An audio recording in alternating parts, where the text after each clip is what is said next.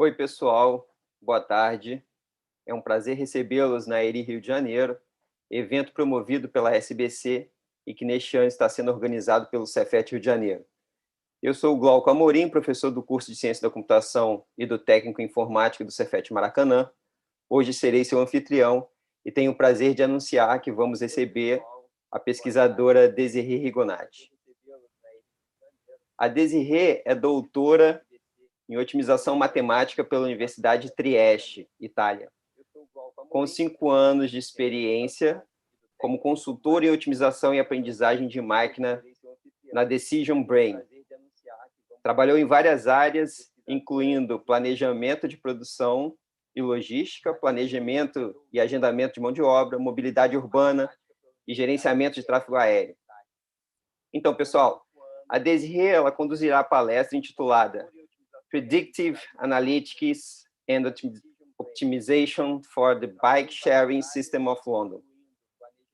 Antes de passar o comando, gostaria de avisá-los que a palestra será gravada, conforme sinalizado no momento da inscrição na SBC.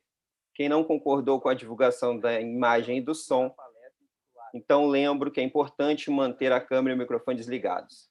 Oi, Desirê, tudo bom? Tudo bom? Obrigada. Seja bem-vinda. Fique à vontade para iniciar a palestra. Muito obrigada. So thank you so much for inviting me. I will speak in English because my Portuguese, you really don't want me to present this work in Portuguese, trust me. And well, let's start. So can you also see my screen? Thank you so much for come on nods, please. Yes. Okay, thank you. So what I'm going to present today is a work that I did for my postdoc some years ago. It's still ongoing today, but I started working on this a few years ago when I just finished my PhD and I joined Decision Brain for a joint project between a company and university. So this is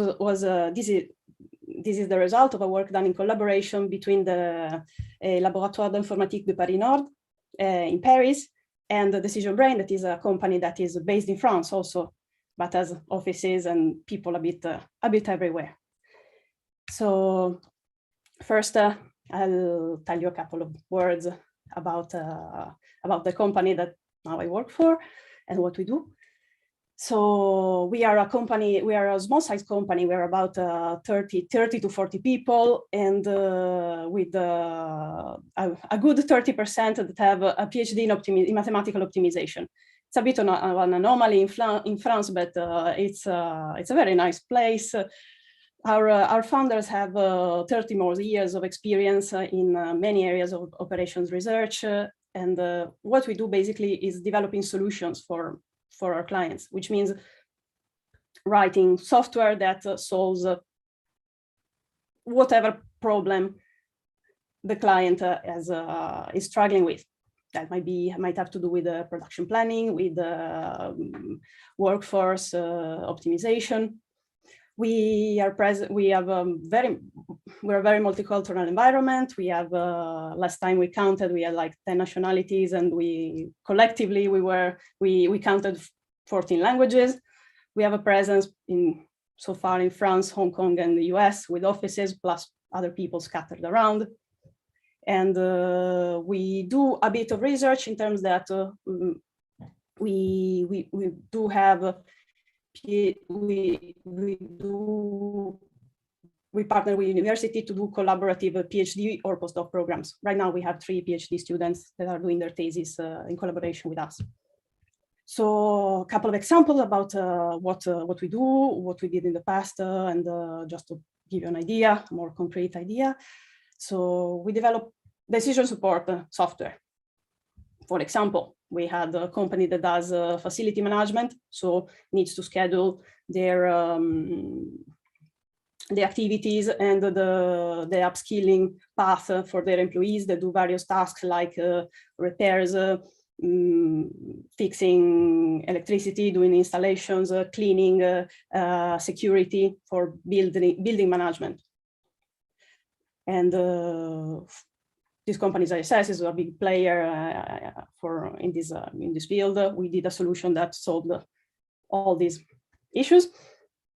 In production planning, for example, I worked on a project that for KC Electronics, that is a company in Thailand that makes electronics like PCB boards for that are then shipped to customer in whole world. That was more related to really like manufacturing, like scheduling what to produce on each machine and at what time. And finally, another sector in which we were gaining a bit of experience is asset allocation, which is the field I'm going to talk about today, more specifically the bike sharing system.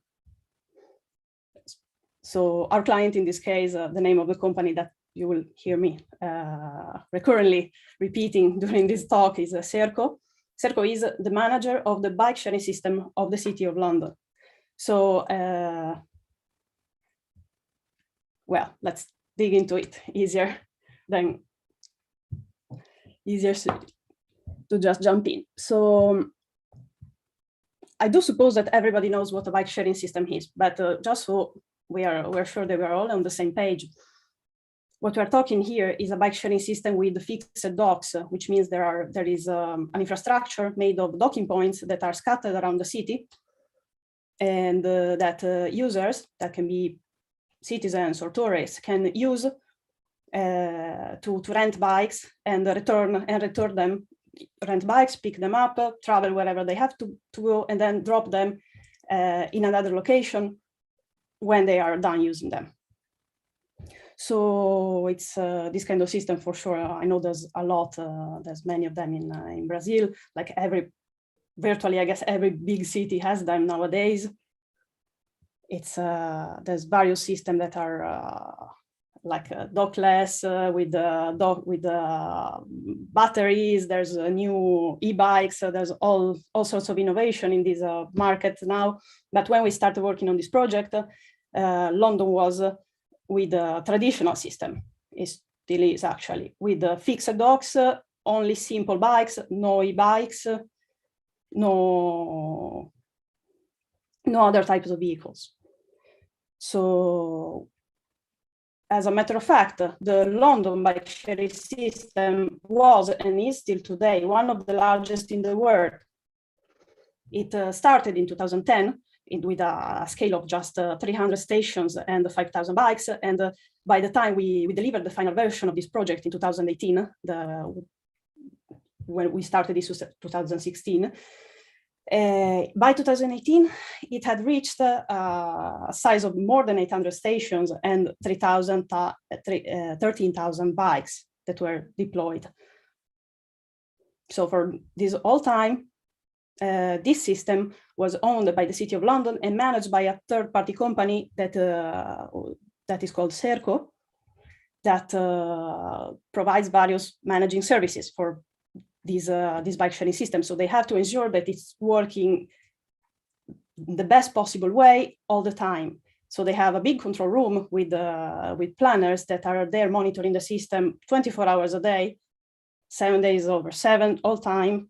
And their job basically is to detect which areas, which stations need intervention, means which areas and stations need to be emptied of bikes because they have too many, because they are full, and which are going to get empty and so need to be replenished.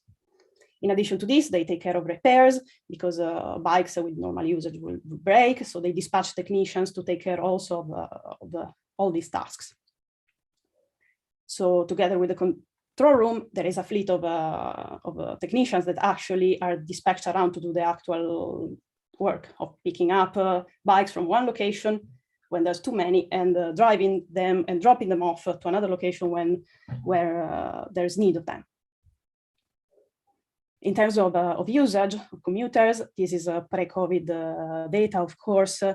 The registered peak in usages for a single day was like over 73,000 in a bike pickups in one day. The average that they have, still pre-COVID, was around 35,000, 40,000. So it's a lot. So in the control room, they had a few pain points.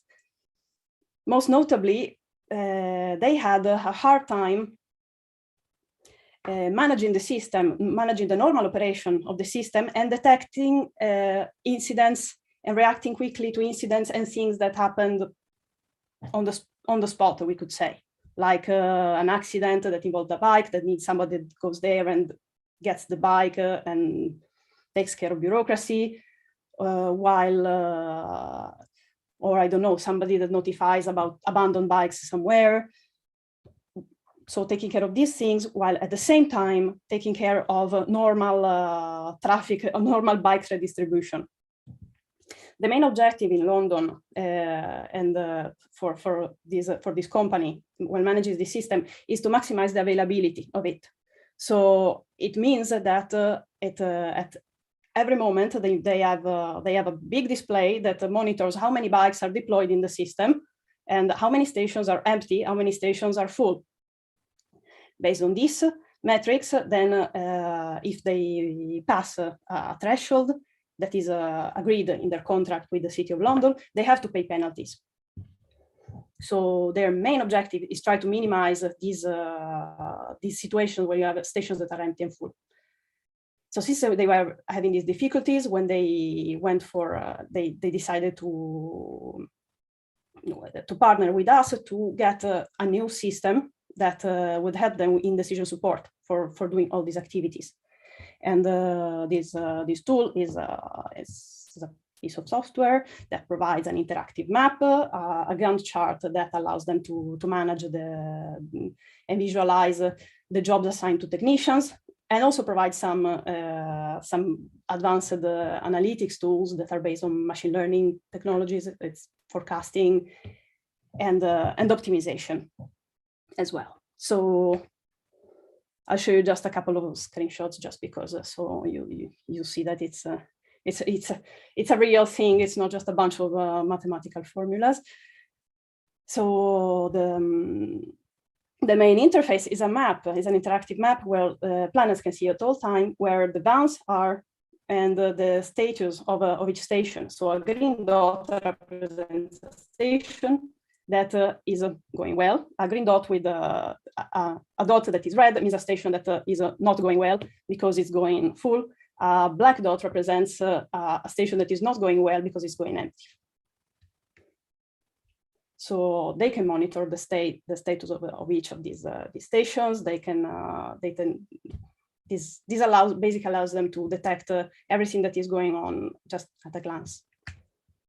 The second pane that I can visualize is if they select one station is this left pane that gives detail on the status of a station. So it gives like how many bikes it has, how many empty docks, if there is any broken docks, if the station has restrictions, like suppose that it's in the middle of the park. In that case, maybe it will be inaccessible, and so all things that they need to know for their daily work. In addition to that, there is a forecast that shows what is going to happen in the next 24 hours to that station. Finally, the third thing I mentioned is the Gantt chart that allows, as I already said, to visualize there is one line per technician, and they will and here through drag and drop, they can just assign jobs, they can visualize what each person is going to do next, and so on. They can do manual changes. If they don't like what, they can launch optimization to have this plan computed, and they can edit it manually if there is something that they don't like and they prefer to change. So all types of jobs are managed through here, like redistribution, and all maintenance tasks, like collect for repair or on-site repair. So what happens under the hood of this software? That's the part let's go to the interesting part now. We have a chain of 4 modules that do a mix. It's a mix of machine learning and optimization. So the first thing that the first module is a forecasting engine that whose main task is basically to predict what is going to happen at each station in the next 24 hours. So like literally how many bikes will be picked up and how many bikes will be dropped at that station. So the next module is called inventory targets, and its purpose is basically to use the data that comes from the forecaster to say what would be the ideal state of each station to be at some point in time, so that empty and full events are minimized. The third step is then redistribution. So once we know what is the ideal state for each bike, and we know what our fleet of vans is, how many vans we have available, where they are, and for how long, then we can build routes that whose purpose is exactly to execute this job. So as many stations as possible are brought into the ideal state computed in the inventory targets. Finally, the last step, but is not the least important, it's collection for repair. So this is tied to the rest because the two stations are small, London streets are not huge, and so there cannot be two vans at one station at the same time, and the redistribution should always be prioritized over repair jobs that are like low priority in the end. So once we know when stations are going to be visited for redistribution jobs, then the time that is not occupied by redistribution, those stations can be visited for repairs in case they have some bikes that are broken, for example. So the forecasting part, as I already said, the purpose of it, the main purpose of the forecast is to tell us when a station is going to get empty or full over time. In order to do so, we have to forecast the two demands. So you have demand for docking points and the demand for bikes. What they needed was a granularity of 20 minutes. So they needed to say each 20 minutes how many bikes were going to be picked up or dropped off at each station for the next 24 hours. So as it goes with building forecasting models, the first thing to do is to analyze the data. So they provided us with 2 years of data, of historical data. And from there, we were able to detect the fact that basically the usage pattern is very, very dependent on the day of week and on the season. Even weather, which everybody would imagine would impact a lot in London, is not that important. They made the jokes themselves. They said, here it rains all the time, so we really don't care. So the problem we have in 2 years of historical data for this kind of problem is the fact that, well, it's difficult to extract a trend from there, because mostly because it's not enough. It's just not enough data to extract a trend, and also because the system is growing all the time. So because of these reasons, actually, we decided to opt for a very simple forecasting model that, however, works well. Indeed, it's nothing fancy. We tried many fancy predictors, types, but in the end, what worked best in terms of training time versus solution quality versus prediction quality was a simple moving average, a smooth moving average, actually, should correct that takes into account basically the last season. So it's 4 months, it's a exponentially smoothed average over the last 4 months with the different weights, basically with the periodicity identified on the day of the week. And that's just it. It's faster, it gives good results.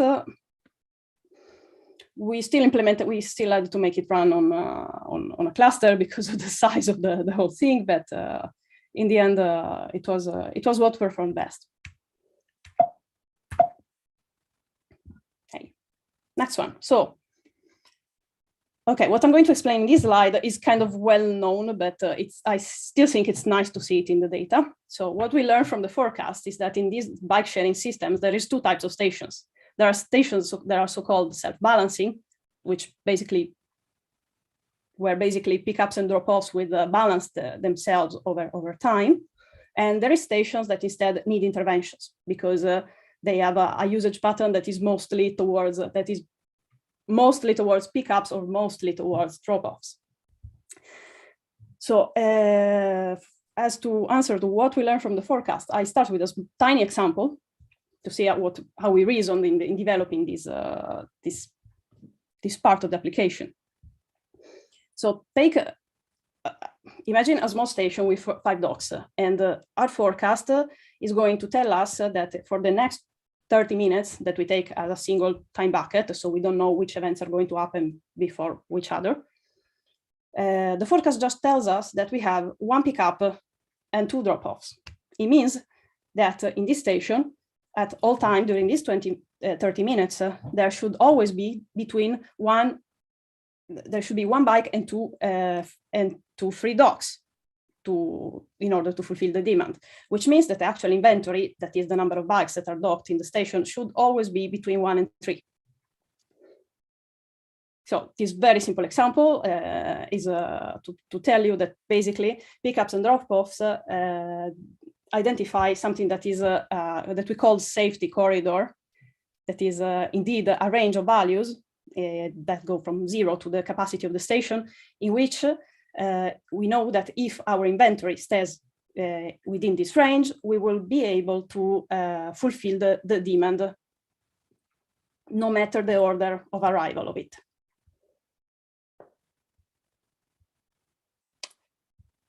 So here you can see this graphically. So basically the safety corridor is identified by orange line and gray line that are respectively pickups. It's capacity minus the drop-offs and 0 plus the pickups, or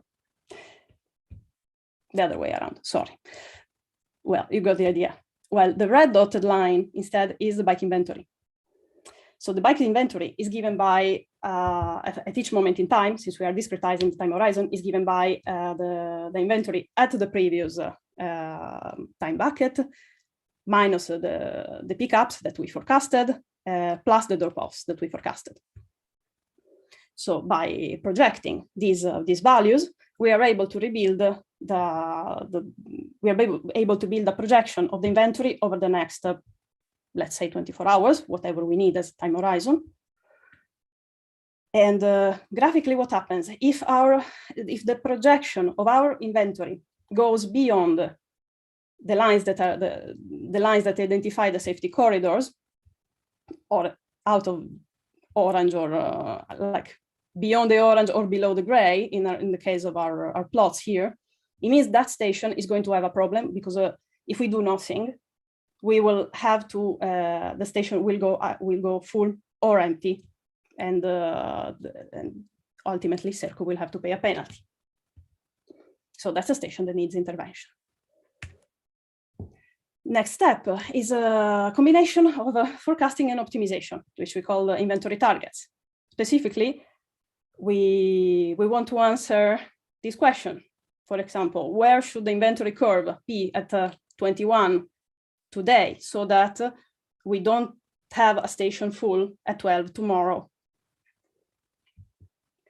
So the graphic answer, if you answer in graphical way, it's all the values that keep the inventory curve, that is the red dotted line, between the gray line and the orange at all time during the considered horizon.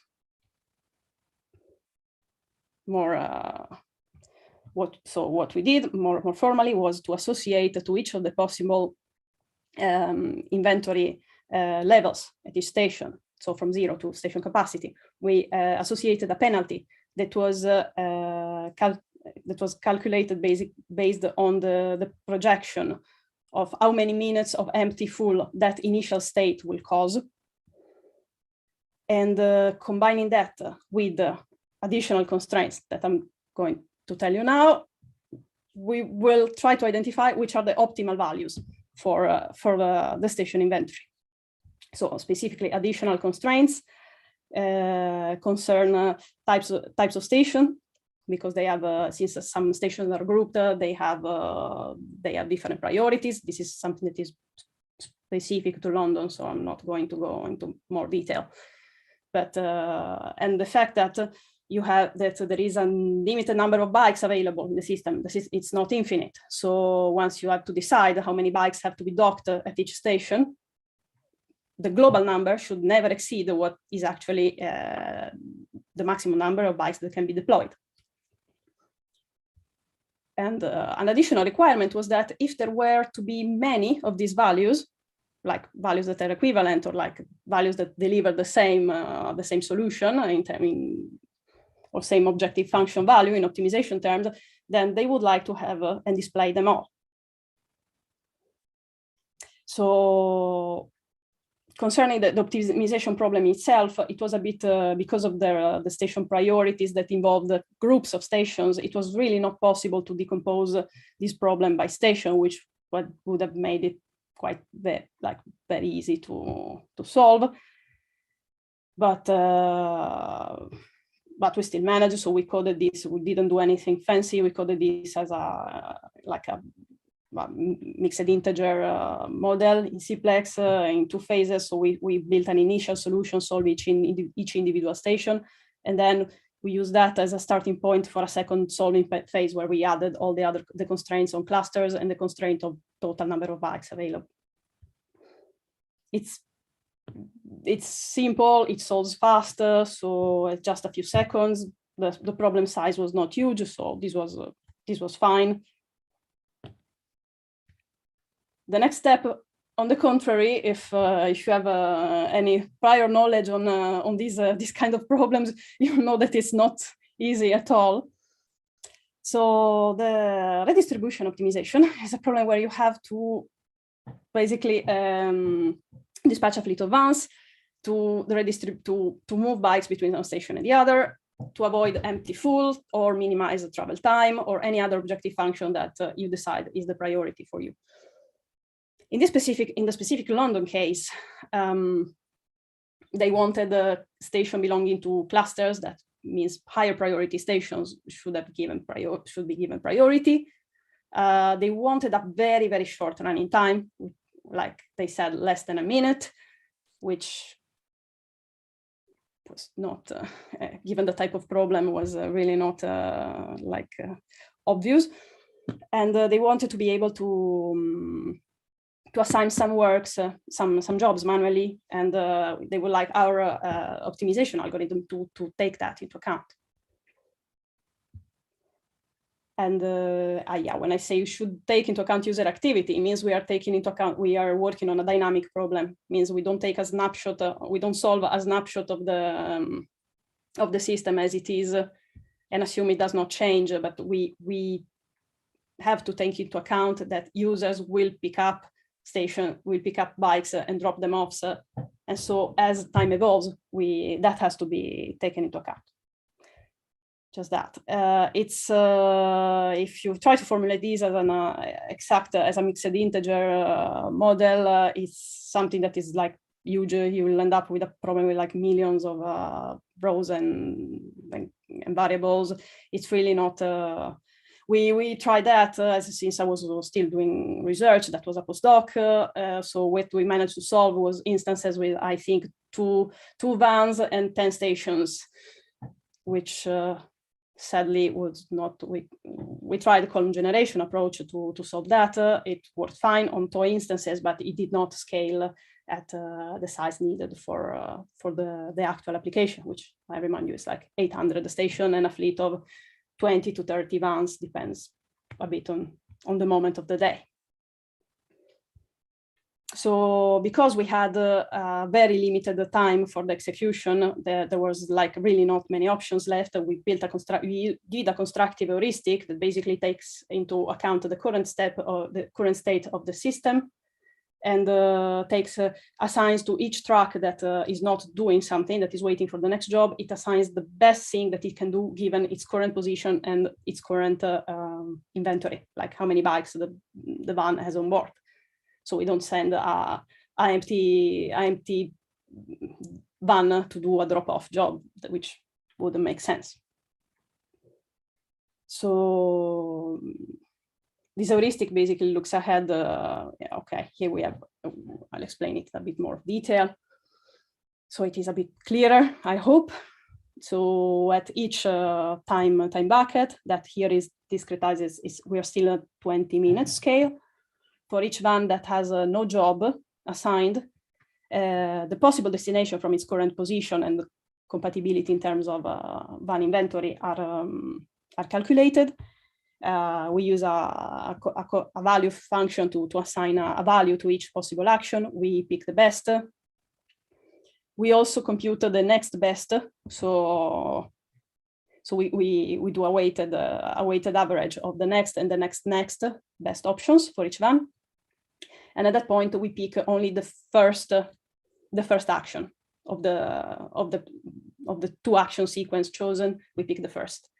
At that point, the job is assigned to the van, the mark is van as occupied, and we iterate on the next time bucket. This until we finish the desired horizon. So this is simple, but it works well. Solves the 12-hour horizon in less than 2 minutes. The validation phase with the planners went well. Like they said, the job looked reasonable. They looked similar enough to what they would have done, which does not mean, again, that is the best possible. But when you work with the real life applications and real life real planners, very often that is the criterion for acceptance.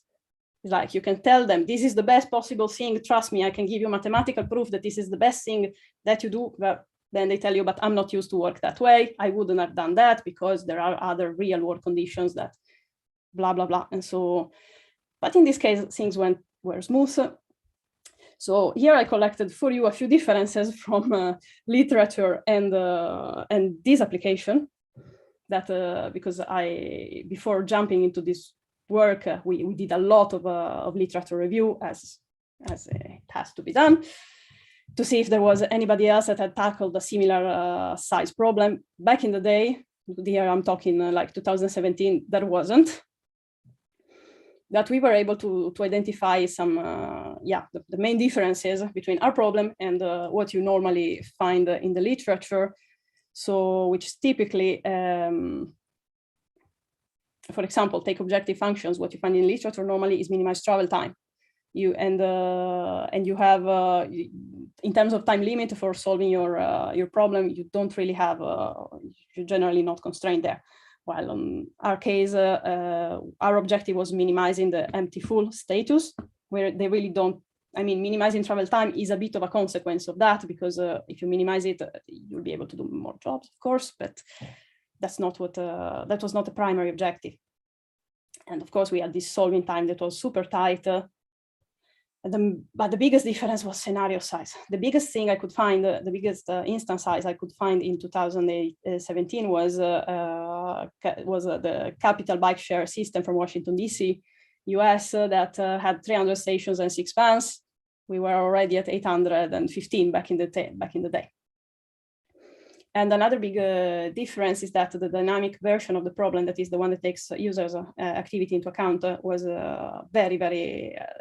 not very present in the literature back then. Most people were working on a static problem. That is mostly what happens in the night when you assume that there's very few users, so user activity is negligible. And as for collection of broken bikes, that's something that is really not, it's either considered part of the problem or ignored. It's not, it's considered minor in general. So the last problem of the chain that I showed earlier is the collection of repair and collection for bike repair and on-site maintenance. So these are two versions of the same problem, actually, because on-site maintenance is done by people that are just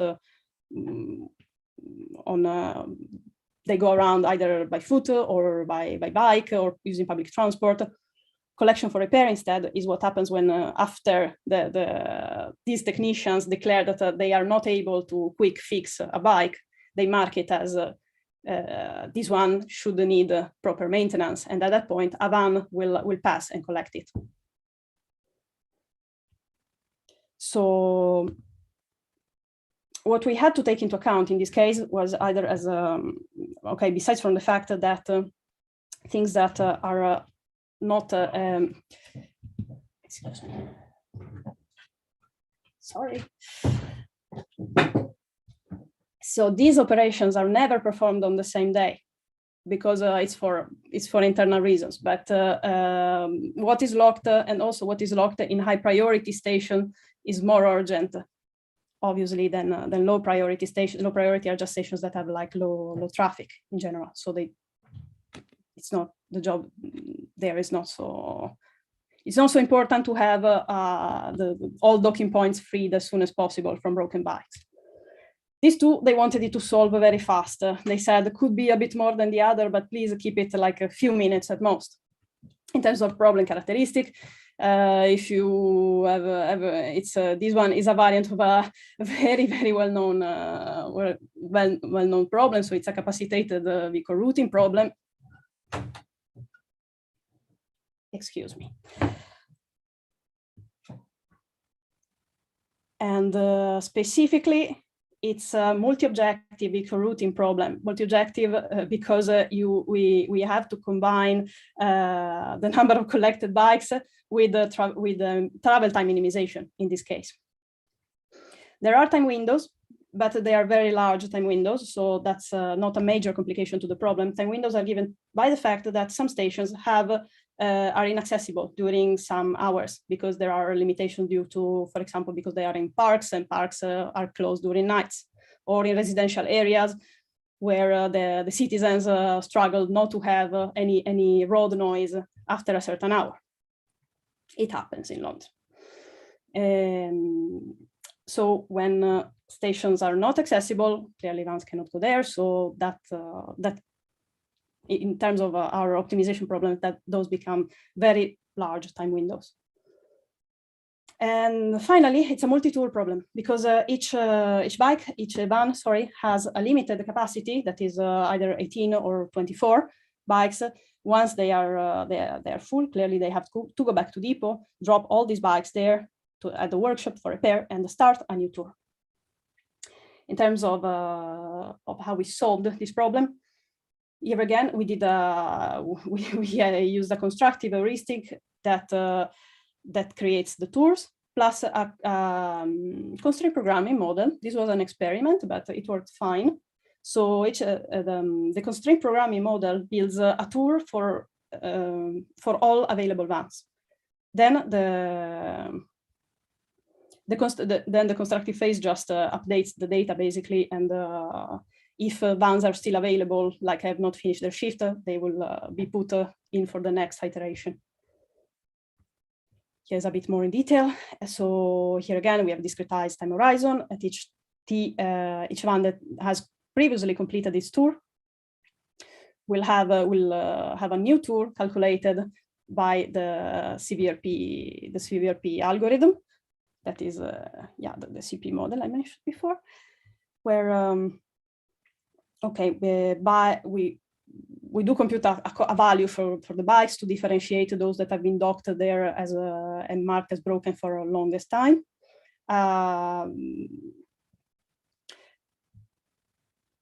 And we have a constraint on the length of tour that is basically linked to what is left in the driver's shift. That's pretty much it. Once the new tour is calculated, that van is marked as occupied. The bike rankings are updated, and another iteration starts until the horizon desired is completed. So in terms of result of all this, it's been a bit of so as it happens sometimes with with industrial projects, clients that are happy are very happy to tell you that they are satisfied with what you did, but they are not so keen on releasing numbers in terms of results. So we had testimonials from the director of operations and all the planners and their chiefs that they were very happy with the solution, with the results they delivered. But when we asked, okay, can we have some numbers, like how did your metrics improve? How has the system, I mean, what percentage of efficiency have you gained from the deployment of this new system? They said, sorry, it's confidential.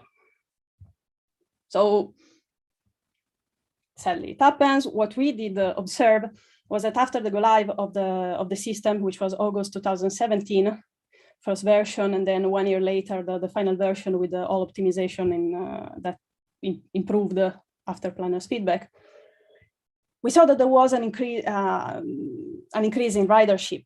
So that was not, the system did not grow much in the 2 following years, as it had done in previous, but there was quite an increase in system utilization, which we hope is also due to better availability.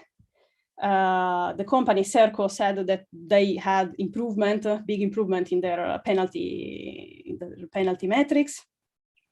What they did disclose with us is that for the last algorithm, the collection for and repair, the collection for repair and the on-site repair, they computed that they said they had a 15% improvement in the efficiency of their technicians. Means that they are, so it's a big number.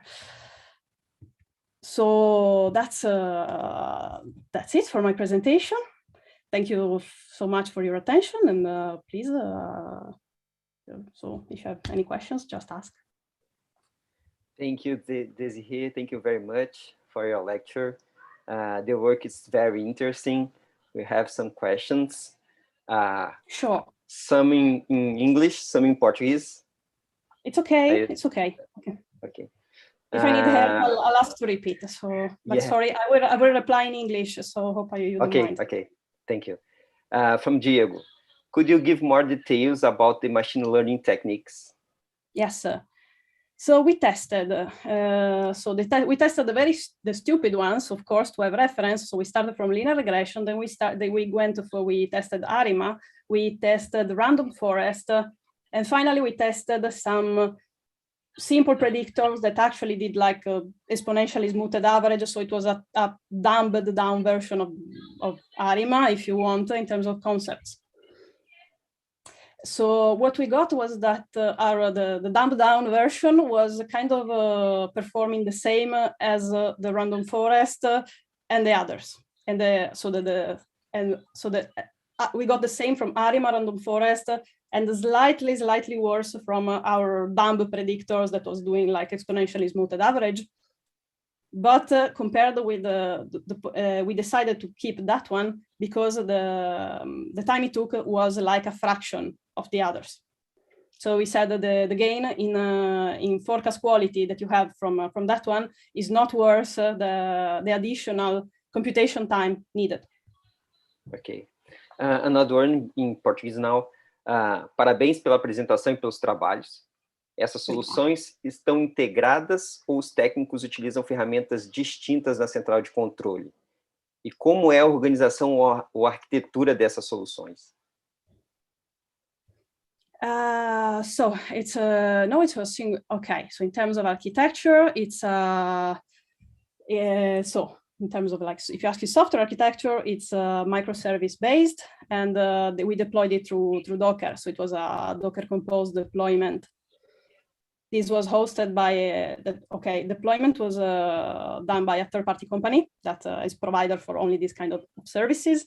So we gave them deployment files, they deployed on their machine, and then the software is, the planners can use the software through a browser. So it's a web application in the end. And in terms of how the optimization is used, it's through the buttons on the user interface. So where you have the Gantt chart, on top you have like small buttons that says launch optimization. And there you can select which optimization type you want. And they click, that's all they see. They click the button, they see the solution. The forecasting part instead is automatic. That one, there is just a cron job that relaunches it every 12 hours, I believe. Ok, thank you. And another one. Vocês avaliam somente o sistema de bicicleta isolado, ou vocês conseguem avaliar a mobilidade das pessoas? Imagina que você tem uma estação de trem próxima aos docks. Então, em um determinado horário, você tem uma quantidade maior de pessoas que chegam no trem e pegam as bicicletas. Então, isso é levado em consideração ou ainda não? Yes, that is taken into account. Okay. So it is taken into account thanks to what Circle already did before. That is, they have some, how you say, they have boxes, like closed, like small huts where they keep additional bikes. So since they already know that there is a high traffic at peak hours next to train stations, at that point, they send someone there to open these gates and give out additional bikes, or take them in when commuters are going back home and taking the train. So thanks to this, we were able to forecast what exceeds the actual capacity of the station, which is actually, it's probably the pain point that the asker is referring to. It was possible. We had that. We could take it into account thanks to what the people were already doing. So yeah, if you see the plots for those, they go like this. Yes. E outra dúvida as bicicletas, elas têm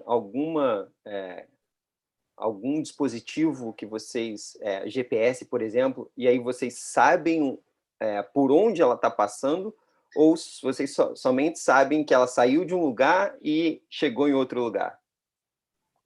Segunda. The second one. Those bikes are not equipped with GPS, which is the reason why nowadays they think they actually replace all bikes periodically because they get lost, stolen, dropped in the river and stuff like that. So no, what you only know is a pickup point and drop-off point, and it's very possible that so it's difficult to compute even to try to guess or forecast the path that the person is going to take, because the person might just use the bike to go to a shop, lock it there, stay half an hour, and then just so it's very, not much to do there. Okay. Sadly. Thank you very much again. Thank you. You're very welcome. Thanks. Thank you. Thanks so much for inviting me. I hope it was interesting. Mais uma. Acabou de chegar. É muito complicado adaptar esses sistemas para outras cidades? Ou a solução está muito fixa? Por exemplo, Amsterdã. Você conseguiria pegar esse sistema e aplicar diretamente em Amsterdã? Partially. There should be, there is two things to rework. One is the data integration part, so where data comes from, because that is not standard normally in bike sharing systems. So the big data store that collects everything that comes, I don't know, from station, from mobile operatives, or from wherever, that part is normally, there's not a standard layer for that. In our case, we did not provide that. It was provided by yet another company. So that part should be provided and modified accordingly. And in terms of optimization, it really depends on what are the priorities of the service provider. So in this case, they really wanted to minimize empty and full events. In other case, maybe, I don't know, it really depends on what your objective function is. Yes. And also whether you mix repairs with normal operational pickups and drop-offs. But I say for sure, probably the forecasting part, yes. Like applying the same procedure, not necessarily the same type of model. Yes. Thank you. Thank you very much again. Tá chegando uma atrás da outra. Eu vou falar. O Diego comentou: parabéns pela apresentação, foi excelente, trabalho fantástico.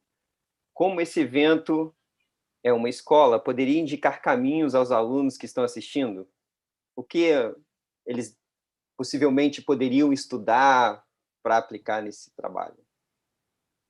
Diego, do you mean in terms of like continuing the like research directions, or like a career path, like what I did to both? I think okay. the first one, yeah. Okay, in terms of research, I haven't been working on bike sharing literature for the last 2 years, so I think my feedback might be a bit out of date on that. I still think, okay, dynamic problems, the dynamic version of the problem, that's the one that people should focus on, because you cannot neglect the users. That's really, it's a big limitation. And as for career-wise, what actually it's well, you don't need a PhD to do this kind of work, okay? Because as you saw, what I presented is a solution, and to develop the solution, you need very different skill sets. So me specifically, what I did, I have a degree in computer science, then I'm a master in computer engineering, then I did a PhD in operations research, and then I did a postdoc with a company. But this is my path. What you could do is, and I did what I developed personally is just the optimization part plus part of the forecasting part for this software. There is someone else, that instead is a software engineer that wrote all the designed architecture, that designed the data flows, the user interface. So my colleagues that worked on this project with me, they have more like a software engineer profile. With I mean, then in terms of specific technologies, those really, they change all the time. So you just pick what you like best when it's time for you to land a job. I hope this answers. Sim, com certeza. Vamos ver se chega mais alguém. Alguém quer fazer mais alguma pergunta para dizer? No?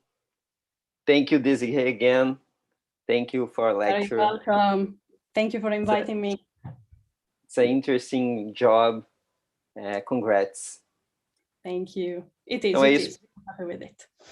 Então é isso, pessoal. A gente vai encerrando com mais uma